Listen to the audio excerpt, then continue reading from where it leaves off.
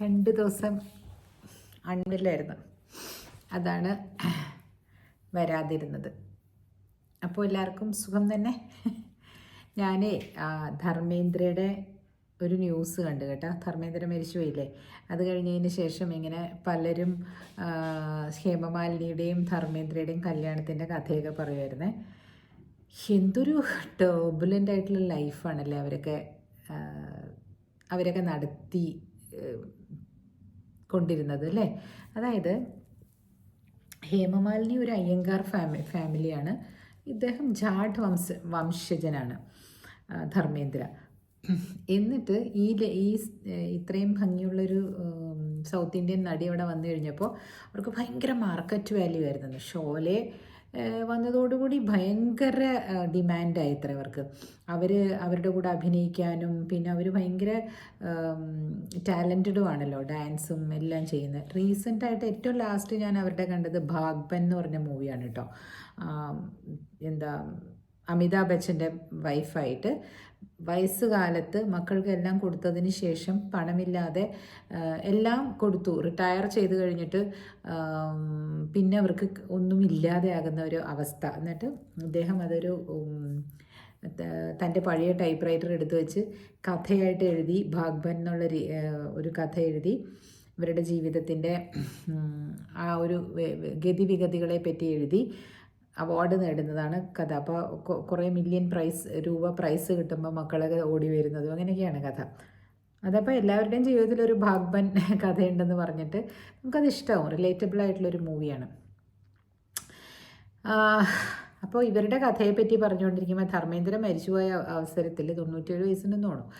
അവസരത്തിൽ അദ്ദേഹത്തിൻ്റെ സിനിമകളെ പറ്റിയും കാര്യങ്ങളെ പറ്റിയൊക്കെ പറയുന്നതിനേക്കാൾ കൂടുതൽ ഹേമമാലിനിയെ പറ്റിയിട്ടൊരു ചെറിയൊരു റിപ്പോർട്ട് പോലെ ഞാൻ കേട്ട്. അപ്പോൾ അതിനകത്ത് ഞങ്ങൾ ഈ റിസർച്ചൊക്കെ ചെയ്യുമെന്ന് ഞാൻ പറഞ്ഞില്ലേ. റിസർച്ച് ചെയ്തിട്ട് നമ്മുടെ ആർക്കൈവ്സ്, മദ്രാസ് ലൈബ്രറിയിലെ ആർക്കൈവ്സ്, ജഡ്ജ്മെൻറ്റിൻ്റെ ആർക്കൈവ്സിൽ ഇങ്ങനെ കണ്ടിട്ടുണ്ട് കേസുകളെ പറ്റിയൊക്കെ പറയുമ്പോൾ കേട്ടോ. അപ്പോൾ അതിനകത്ത് ഈ ധർമ്മേന്ദ്രയും ഹേമമാലിനിയും വിവാഹം കഴിക്കാൻ വേണ്ടിയിട്ട് 1980 അതിനു മുമ്പേ അവർ ഇങ്ങനെ ഒന്നിച്ച് സിനിമകളിൽ അഭിനയിക്കുകയും അതിൻ്റെ ഇടയിലൊരു വില്ലൻ ക്യാരക്ടറുണ്ട് ജിതേന്ദ്രനെ കല്യാണം കഴിപ്പിക്കാൻ ഹേമമാലിനിയുടെ അമ്മ ജയ ശ്രമിച്ചു എന്നൊക്കെ പറഞ്ഞിട്ട് അവർ വിവാഹത്തിന് വേണ്ടിയിട്ട് ചെന്നൈയിലേക്ക് വന്നു. ജയയും ധർമ്മേന്ദ്രയുടെ ഫാമിലിയും എല്ലാം ഹേമമാലിനിയെ കൂട്ടിയിട്ട്. എന്നിട്ട് ആ വിവാഹം മുടക്കാൻ വേണ്ടിയിട്ട് ധർമ്മേന്ദ്ര വന്നു എന്നാണ് പറയുന്നത്. അപ്പോൾ ധർമ്മേന്ദ്രയോട് ചോദിക്കുകയാണ്, ഈ വളരെ അതീവ രഹസ്യമായിട്ട് നടത്താൻ പോയതാ, ചോദിക്കുകയാണ് അവരുടെ അച്ഛൻ, 2 കുട്ടികളുടെ പിതാവ് ആയ നിങ്ങൾ, സണ്ണി ഡിയോളും ബോബി ഡിയോളും അദ്ദേഹത്തിൻ്റെ മക്കളല്ലേ, ഇവർ 2 പേരും നല്ല ഭംഗിയുള്ള മക്കളല്ലേ, നല്ല രസമുള്ള മക്കളാണ്, കാണാൻ നല്ല ഹാൻഡ്സമായിട്ടുള്ള മക്കളാണ് അദ്ദേഹത്തിൻ്റെ ആദ്യ ഭാര്യയിൽ.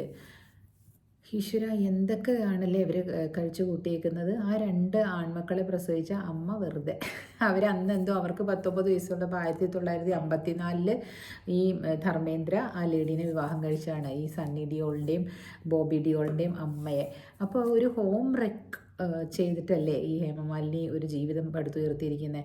എന്നിട്ട് കുറേ കഴിഞ്ഞപ്പം അവർ എന്താ പറയുക, അവർ MP ആയി, കണ്ടസ്റ്റ് ചെയ്ത് മധുരയിൽ നിന്ന് MP ആയി, ലോക്സഭ MP തന്നെയാണ്. അപ്പോൾ അവർക്ക് അവരുടെ ആ ഒരു സൗന്ദര്യം എന്നുള്ള ഒരു കരിഷ്മയിൽ അവർ ചെയ്ത ഈ വഷളത്തരം ഒരു കുഴപ്പമില്ലയോ. കല്യാണം കഴിച്ചാൽ എങ്ങനെയാണെന്നറിയാമോ, മുസ്ലിംസിന് 2 പ്രാവശ്യം വിവാഹം കഴിക്കാം എന്ന് പറഞ്ഞിട്ട് അത് മുസ്ലിം വധു തന്നെ ആയിരിക്കണം അത്ര, ഇങ്ങനെ രണ്ടാമതും കഴിക്കണമെങ്കിൽ. 2 പേരും അങ്ങ് മതം മാറി, വിലായത്ത് ഖാനോ അങ്ങനെയൊക്കെ പറഞ്ഞിട്ട് ഈ മനുഷ്യൻ ഒരു പേര് സ്വീകരിച്ച് ഈ ലേഡീനെ, ഈ ഹേമമാലിനിയെ 1980 എനിക്ക് 8 വയസ്സാണ് അപ്പോൾ കല്യാണം കഴിച്ചു. ഇതൊക്കെ എന്തൊരു കല്യാണമാണല്ലേ, നിക്കാഹ് കഴിച്ചു എന്ന്. എന്നിട്ട് കുറേ കഴിഞ്ഞപ്പോൾ ഈ മുസ്ലിം സമുദായത്തിൻ്റെ അനുഷ്ഠാനങ്ങളൊന്നും ധർമ്മേന്ദ്ര പാലിക്കുകയുണ്ടായില്ല എന്നാണ് പറയുന്നത്. ഇതിനുണ്ടല്ലോ നിയമത്തിൽ ഇതിനകത്ത് ഒരു കാര്യമുണ്ട് കേട്ടോ. ഇതൊരു വോയിഡ് ആയിട്ടുള്ള വിവാഹമായിട്ട് കണക്കാക്കും. കാരണം ഒരു വിവാഹം കഴിക്കാൻ വേണ്ടിയിട്ട് 2-3 വിവാഹം കഴിക്കാൻ വേണ്ടിയിട്ട് പേഴ്സണൽ നിയമത്തിൻ്റെ കുരുക്കുകൾ കുരുക്കുകൾ മറികടക്കാൻ വേണ്ടിയിട്ട്, അതായത് പേഴ്സണൽ നിയമം ഹിന്ദു സമുദായത്തിൽ ഒരു ഭാര്യയിൽ കൂടുതൽ അനുവദിക്കുന്നില്ല. ഇസ്ലാമിക ഇതിനകത്ത് അവരുടെ നിയമത്തിൽ, അതായത് അവരുടെ പേഴ്സണൽ ലോയിൽ അനുവദിക്കുന്നുണ്ട്. അല്ലാതെ നമ്മുടെ ഇന്ത്യൻ ലോ വെച്ച് നോക്കുമ്പോൾ അംഗീകരിക്കപ്പെടുന്നില്ല. അവരുടെ റിലീജിയസ് അനുഷ്ഠാനങ്ങൾ പ്രകാരം ഒന്നിൽ കൂടുതൽ ഭാര്യമാരാകാമെന്ന് പറഞ്ഞതുകൊണ്ട് അവർ അതിന് വേണ്ടിയിട്ട് ഒരാളെ വിവാഹം കഴിക്കാൻ വേണ്ടിയിട്ട് മതം മാറുന്നത് വോയിഡാണ്. അന്ന് എന്ത് കേസൊക്കെ നടത്തിയോ എന്ത് കുന്തമാണോ അവർ ചെയ്തത്, ഇതൊക്കെ വായിച്ചറിവാണ് നമുക്ക് കേട്ടോ. അപ്പം ഇത് ഇങ്ങനെ കുറേ ആളുകൾക്ക് ഇതുപോലുള്ള പൊട്ടത്തരങ്ങളും ചെയ്തികളും ഒക്കെ ചെയ്യാൻ പറ്റുന്ന മനുഷ്യർ എന്താണല്ലേ, ഒന്ന് ആലോചിച്ച് നോക്കൂ. ഇങ്ങനെയാണോ സെലിബ്രിറ്റീസ് ആണെങ്കിലും ശരി, അവരിങ്ങനെയാണോ നമ്മളെ ട്രീറ്റ് ചെയ്യേണ്ടത്? അല്ലെങ്കിൽ നമ്മളെ ട്രീറ്റ് ചെയ്യേണ്ടതല്ല, നമുക്ക് കാണിച്ചു തരേണ്ടത് സെലിബ്രിറ്റീസ് ഇതാണോ? നമ്മൾ അത് കണ്ടാണോ ചെയ്യേണ്ടത്? എന്നിട്ട് ഇപ്പോൾ അവരെ വാനോളം പുകഴ്ത്തിക്കൊണ്ട് നടക്കുക, ഒരു കുഴപ്പമില്ല. പിന്നെ അവരുടെ അവർക്ക് 2 പെൺകുട്ടികളുണ്ടായപ്പോൾ ധർമ്മേന്ദ്രയ്ക്കും ഹേമമാലിനിക്കും പിന്നെ 2 മക്കളുണ്ടായി, പെൺകുട്ടികൾ. അപ്പോൾ ആദ്യ ഭാര്യയിലെ 2 സഹോദരന്മാരെ അവരെ അംഗീകരിച്ചു. ആ ഒരു ഭാര്യയില്ലേ, ആദ്യത്തെ ഭാര്യ കൗർ എന്ന് പറയുന്നത്, എന്തൊരു കൗറാണ്, പ്രവീൺ കൗർ എന്തുവാ, അവർക്ക് എങ്ങനെ ഉണ്ടായിട്ടുണ്ടാവും അല്ലേ? ഞാൻ ആ ഷൂസിൽ നിന്നാണ് ചിന്തിച്ചത്. ഈ ഹോം റെക്ക് ചെയ്ത് വരുന്ന സ്ത്രീകളോട് എനിക്ക് യാതൊരു വിധത്തിലുള്ള ബഹുമാനവും ഇല്ല.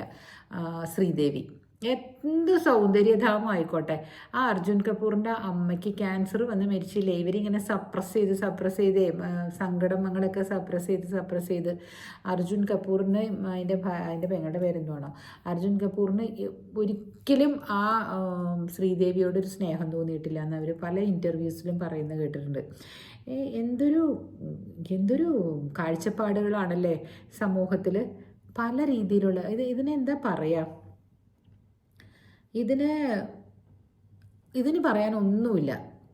ഒരു ചിലർ ചെയ്താൽ അത് തെറ്റല്ല, പോക്കറ്റിൽ കനമില്ലാത്തവർ ചെയ്തു കഴിഞ്ഞാൽ അത് തെറ്റായി മാറുമോ? ഇങ്ങനെയല്ലേ? അപ്പം നമ്മൾ സമൂഹത്തിന് കൊടുക്കുന്ന ഈ ഐഡൽസ് എന്ന് പറയുന്ന, അല്ലെങ്കിൽ ഈ ഡ്രീം ഗേൾ എന്ന് പറയുന്ന ഈ ഹേമമാലിനി വെള്ളിത്തിരയിൽ അവർ ഡ്രീം ഗേൾ ആയിരിക്കാം എന്ന് കരുതി അവർ കാണിക്കുന്നതെല്ലാം. പിന്നെ അപ്പോൾ ആരും പറയണ്ടായിരുന്നു, അവർ വിവാഹം കഴിച്ച് ഇയാളെ രണ്ടാമത് ഉള്ള വിവാഹം കഴിച്ചു എന്ന് പറയുന്നത് അവർക്ക് ദേഷ്യമായിരുന്നത്, 2ാം ഭാര്യ എന്ന് പറയുന്നവർക്ക് ദേഷ്യമായിരുന്നത്. പിന്നെ ആദ്യത്തെ ഭാര്യയെ അദ്ദേഹം ഡിവോഴ്സ് ചെയ്തിട്ടില്ല, എന്തൊക്കെയോ കാരണങ്ങൾ കൊണ്ട് ചെയ്തിട്ടില്ല, അതവർക്ക് തമ്മിലറിയാവുന്ന കാരണമായിരിക്കാം. ഇതൊക്കെ ഒരുതരം വേഷം കെട്ടാണെന്നേ ഞാൻ പറയുള്ളൂ. ഞാൻ ഈ അടുത്ത് ഇതുപോലെ വേറൊരു സ്റ്റോറി കേൾക്കുന്നുണ്ടായി. നല്ല ഒരു ഡോക്ടർ, ഒരുപാട് സമ്പാദിക്കുന്ന ഒരു ഡോക്ടർ UK കൗൺസിലിങ്ങിന് പോയതാ, വീട്ടിലെ പ്രശ്നം. ആ കൗൺസിലർ ഏറി അങ്ങ് എടുത്തു ആ ഡോക്ടറെ, ബ്രിട്ടീഷ് ലേഡി. ഒന്ന് ആലോചിച്ച് നോക്ക്, വീട്ടിൽ ഒരു വളരെ ആചാരപ്രകാരം വിവാഹം കഴിപ്പിച്ച് വിട്ട മകള്, അച്ഛനും അമ്മയൊക്കെ മരിച്ചു പോയിട്ടുണ്ടാവും, ബ്രദേഴ്സ് ഉണ്ടാവുമോ ആ സ്ത്രീക്ക്, ഈ ഡോക്ടറുടെ ഭാര്യയുടെ അവസ്ഥ ഒന്ന് ആലോചിച്ച് നോക്കൂ അല്ലേ? എന്ത് പെട്ടെന്ന് അല്ലേ, ഡ്രസ്സ് മാറുന്ന പോലെ. എനിക്ക് ഭയങ്കര ടെൻഷനും അവൾ തരുന്ന വീട്ടിൽ ചെല്ലുന്നതെന്നും പറഞ്ഞ് 10-25 വർഷം കല്യാണം കഴിച്ച് വീട്ടിലിരുത്തിയിരിക്കുന്ന ഭാര്യയെ ഉപേക്ഷിക്കാനുള്ള ഒരു തന്ത്രമല്ലേ അതൊക്കെ? ഏത് ഇതാണെങ്കിലും, കാരണം വളരെ ന്യായമായ വളരെ ചെറുതായ രീതിയിലായിരിക്കും അവർ ജീവിതം തുടങ്ങിയിട്ടുണ്ടാവുക. അത് കഴിഞ്ഞ് ആ ഒരു ഇതെല്ലാം കടന്നുപോയി പൈസയൊക്കെ ഇഷ്ടംപോലെ വരാൻ തുടങ്ങുമ്പോൾ ഈ സ്ത്രീ ആരുമല്ലാതാകുന്നുവോ? എന്താണ് ഇങ്ങനെയൊക്കെ അല്ലേ ജീവിതം മുമ്പോട്ട് പോകുന്നത്? വളരെ ശ്രദ്ധിക്കേണ്ട കാര്യമാണ്. ആണുങ്ങളും സ്ത്രീകളും പുരുഷന്മാരും ഒരു മോറൽ വാല്യൂ മുറുകെ പിടിച്ച് വേണം ജീവിക്കാനായിട്ട്. നമുക്ക് എന്തുമാകാം എന്ന് കണ്ടു കഴിയുമ്പോൾ ഇല്ലേ കണ്ടവർ കയറി മേയും എന്നാണ് എനിക്ക് തോന്നുന്നത്. എൻ്റെ ചെറിയൊരു അഭിപ്രായം കേട്ടോ. അതുകൊണ്ട് ധർമ്മേന്ദ്ര നല്ല നടനാണ്, നല്ല സുന്ദരനായ നടനാണ്, നല്ല സുന്ദരനായ നടന്മാരുടെയും നടിമാരുടെയും അച്ഛനാണ്. അതൊക്കെ അവരുടെ ജീൻസ്, അവരുടെ ഭംഗി എന്ന് പറയുന്നത് അവരുടെ ജീൻസ്, അത് നടിക്കുക എന്ന് പറയുന്നത് ഒരു തൊഴിൽ. പക്ഷെ അവർ ഈ കാണിച്ചു കൂട്ടുന്ന കോപ്രായത്തിനും തന്നെല്ലാം സല്യൂട്ട് അടിക്കാൻ നടക്കുന്നത് എനിക്ക് മനസ്സിലാവുന്നില്ല. ഹേമമാലിനി അല്ല, ആരാണെങ്കിലും അത് ചെയ്താൽ തെറ്റ് തന്നെയല്ലേ. പിന്നെ വരാട്ടോ, എനിക്ക് ശരിക്കും തലവേദന ഒന്നും മാറിയിട്ടില്ല. Okay, see U.